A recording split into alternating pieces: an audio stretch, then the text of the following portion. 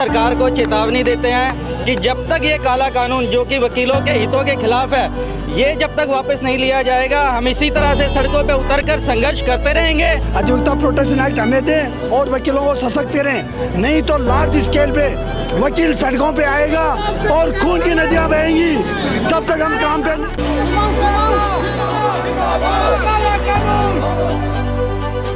लेकिन एक ऐसा कानून आ गया है जिससे हम अपनी बात नहीं रख सकते, अपनी बात को सरकार तक नहीं पहुंचा सकते, जिसमें लॉयर के ऊपर कंप्लेंट करके 3 लाख रुपए तक का मुआवजा लिया जा सकता है। और अगर वही कंप्लेंट झूठी पाई जाती है तो झूठी कंप्लेंट करने वाले पे सिर्फ 50,000 रुपए का। ये कैसी फेयरनेस है? इसलिए आज हमने प्रोटेक्शन करा है और ये लगातार रहेगा, ये पूरे देश में फैलेगा और हम वकीलों के लिए जो ज्यादा मुमकिन होगा हम अपने हक को लेकर रहेंगे।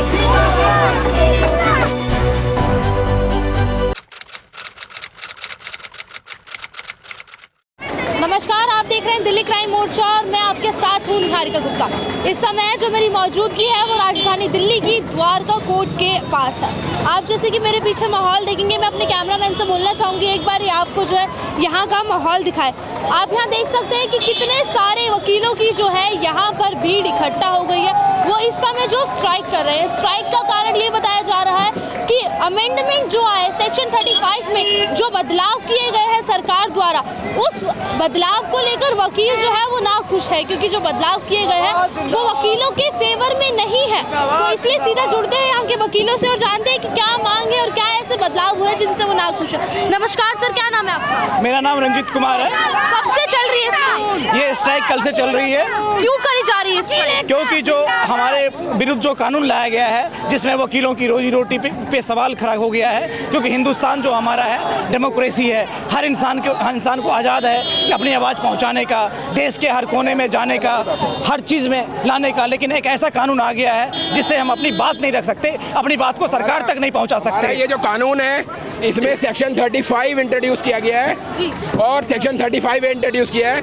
35 सेक्शन ये कहता है कि अगर कोई केस, अगर कोई डिसिप्लिनरी एक्शन लॉयर पे अगर फाइल होता है और अगर हम गिल्टी पाए जाते हैं तो 3 लाख रुपए तक का फाइन है, और अगर वही कंप्लेंट झूठी पाई जाती है तो उस लिटिगेंट पे 50,000 रुपए का। उसके बाद 35 इंट्रोड्यूस किया गया है।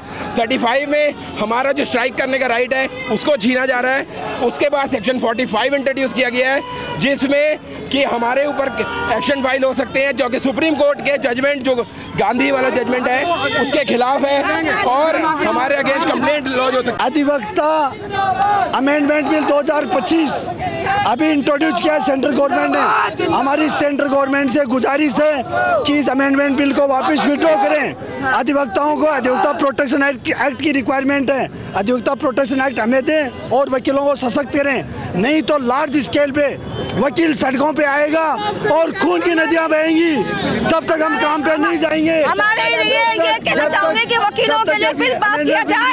हमेशा है ना, हमारे वकीलों के लिए कभी भी न्याय कभी नहीं मिलता है। 35A जो ऐड किया गया है वो वकीलों के राइट्स पे तलवार का काम कर रही है, वकीलों के पेट पे लात मारने का काम कर रही है। सरकार से आग्रह है, ये कानून पूर्णतः वकीलों के हक में नहीं है, ये कानून वकीलों के कोर्ट पर है।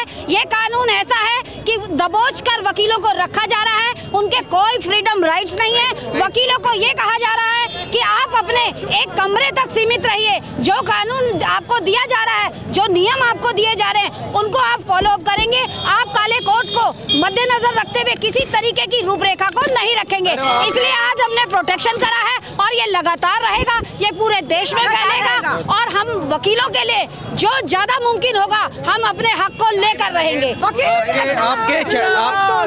आपके चैनल के माध्यम से हम सरकार को चेतावनी देते हैं कि जब तक ये काला कानून जो कि वकीलों के हितों के खिलाफ है, ये जब तक वापस नहीं लिया जाएगा, हम इसी तरह से सड़कों पे उतरकर संघर्ष करते रहेंगे और जब तक वापस नहीं होगा हम शांत नहीं होंगे। और टाइम एंड अगेन हम लोग रिक्वेस्ट करते रहे कि एडवोकेट प्रोटेक्शन एक्ट आए, वो तो आया नहीं, लेकिन सेक्शन 35E और F आ गया जिसमें लॉयर के ऊपर कंप्लेंट करके 3 लाख रुपए तक का मुआवजा लिया जा सकता है। और अगर वही कंप्लेंट झूठी पाई जाती है तो झूठी कंप्लेंट करने वाले पे सिर्फ 50,000 रुपए का। ये कैसी फेयरनेस है? ये कैसा कानून है? तो आप लोगों की मांग ये है कि सेक्शन 35 को हटाना section 35EF, section 35EF, section 35A, section 35A, section 45, ये सारे ही सेक्शन विड्रॉ होने चाहिए, तभी ये स्ट्राइक बंद होगी, नहीं तो स्ट्राइक कंटिन्यू रहेगी इंडेफिनेट पीरियड तक। कितने टाइम तक ये स्ट्राइक आप कंटिन्यू रखना? ये इंडेफिनेट पीरियड तक कंटिन्यू रहेगी, जब तक ये सारे के लॉज जो हम लोग डिमांड कर रहे हैं, जो लॉयर्स के डेमोक्रेटिक राइट्स का वायलेशन कर रहे हैं, वो विड्रॉ नहीं होते हैं। क्या कह रहे हैं? बिल्कुल 1 महीने तक कंटिन्यू रखेंगे जी, बिल्कुल बिल्कुल।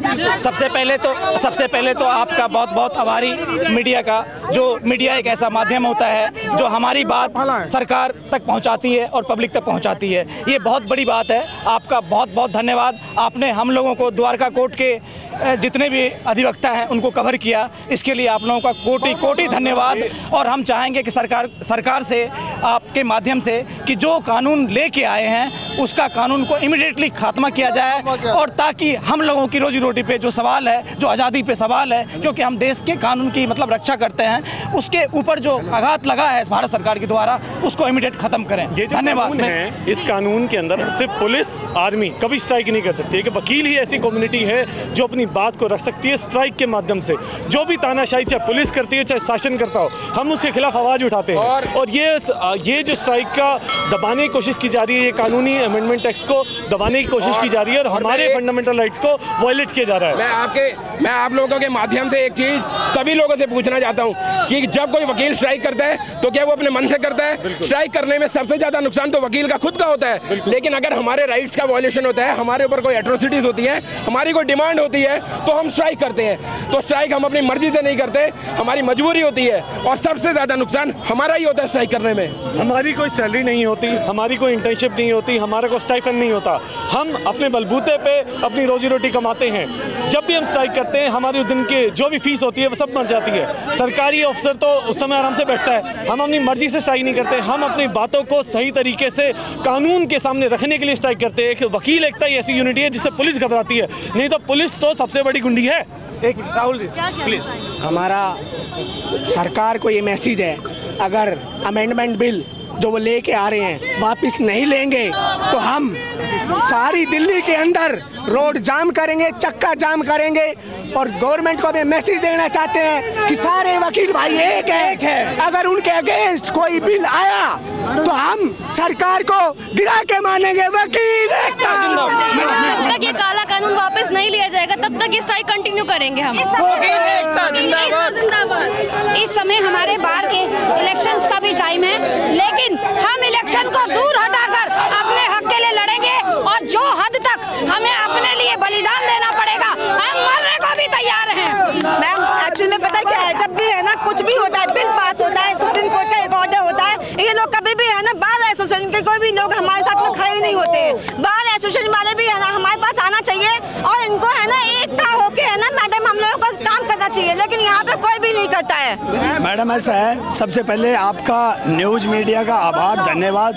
आपने हमारी बात को सरकार तक और जनता तक पहुंचाने की कोशिश की, आपका और आपकी पूरी टीम का धन्यवाद। दूसरी बात, आप सबको पता है कि मीडिया में ये बात आ चुकी है कि अधिवक्ता सड़कों पे हैं, ट्रैफिक जाम और चक्का जाम में के लिए उतर चुके हैं।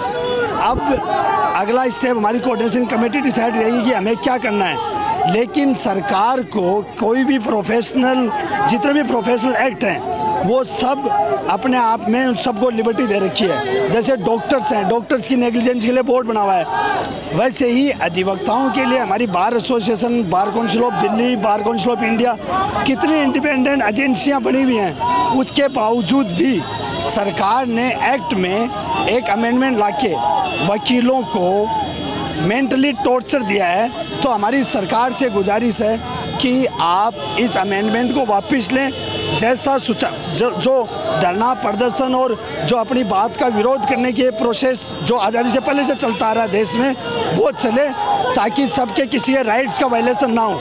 ये वकीलों के अधिकार की लड़ाई है और आखिरी सांस तक लड़ाई जारी रहेगी। धन्यवाद, thank you very much. Madam, मेरा आपके माध्यम से सरकार को अनुरोध है कि ये जो एडवोकेट अमेंडमेंट बिल, इसको वापसी लिया जाए और एडवोकेट प्रोटेक्शन एक्ट लागू किया जाए, ताकि एडवोकेट को प्रोटेक्शन मिले, ना कि एडवोकेट पे कोई बंदिश हो। धन्यवाद।